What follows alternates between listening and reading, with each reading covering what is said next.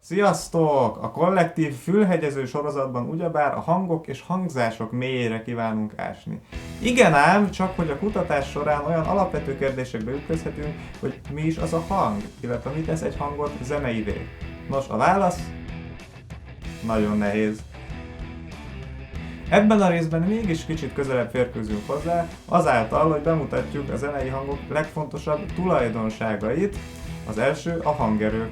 Pontosan, nem mindegy, hogy valamit így mondok, vagy így mondok! És az sem mindegy, milyen magas a hangom. Vagyis, hogy így beszélek, vagy így. Ezt nevezzük hangmagasságnak. Ideig egészen érthető, nem?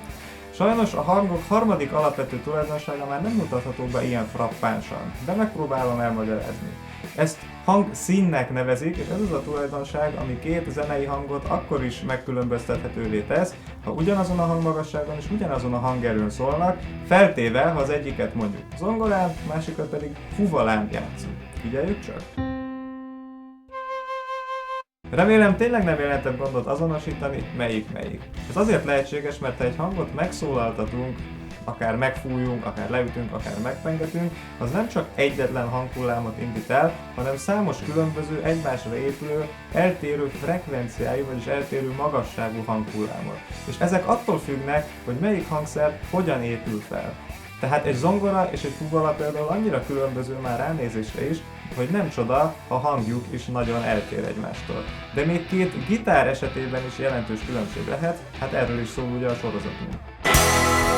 Viszont szerencsére egy adott hangszer hangszínét is ügyes beavatkozásokkal módosítani lehet, különösen egyszerű ez egy elektromos hangszer esetében. Erre fogunk néhány példát megnézni, ennek a basszusgitárnak a segítségével. Az első opciót maga a hangszerünk kínálja, feltéve, hogy úgynevezett aktív elektronika van benne. Az ilyet onnan lehet könnyen megismerni, hogy elemet kell raknunk a hangszerbe.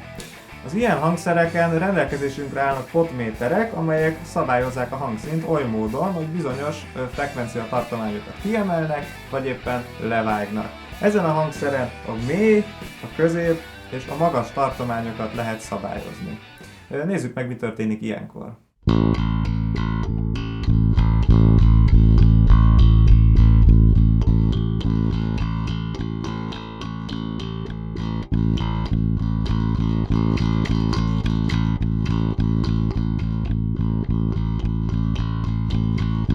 Most pedig hallgassunk meg néhány beállítást.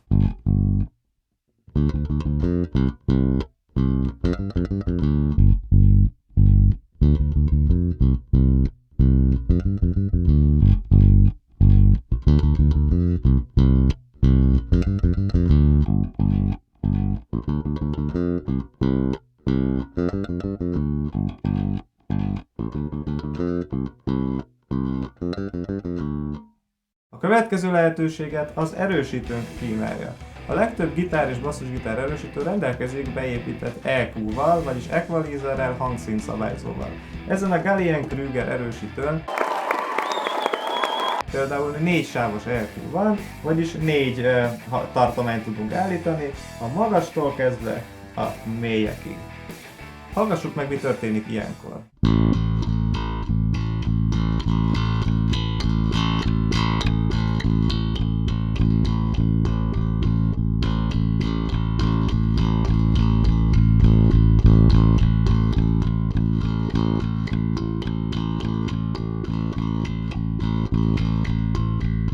Most pedig lássuk, mit tudunk kihozni a beállításokból.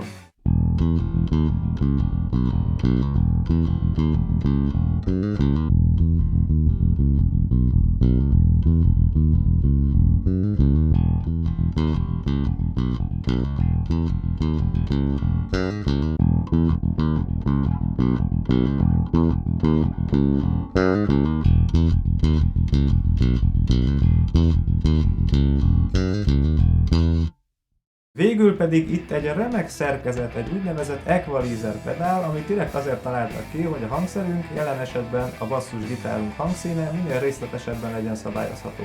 Itt már 7 darab sáv áll rendelkezésünkre a hangszínállításhoz, tehát sokkal finomabb módosításokat is meg tudunk tenni.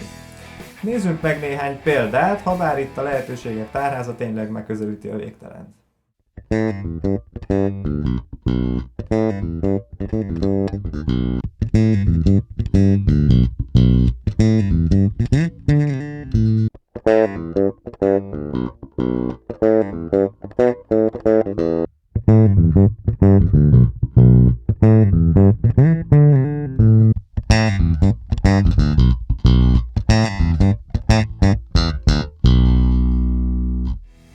És hogy miért jó nekünk, ha megváltoztatjuk a hangszínt? Hát azért, mert a hangnak, amit lejátszunk, a hangerejét, illetve a hangmagasságát szabadon megválaszthatjuk. Az csak rajtunk múlik. Játszatok például így.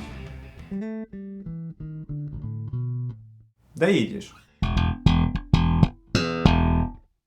A hangszín viszont mindenek előtt a hangszerünk karakterétől függ. De ha megismerjük azokat a lehetőségeket, amiket most bemutattunk, ebbe is beavatkozhatunk, és a játékunk még egyedibbé, még sokszínűbbé válhat.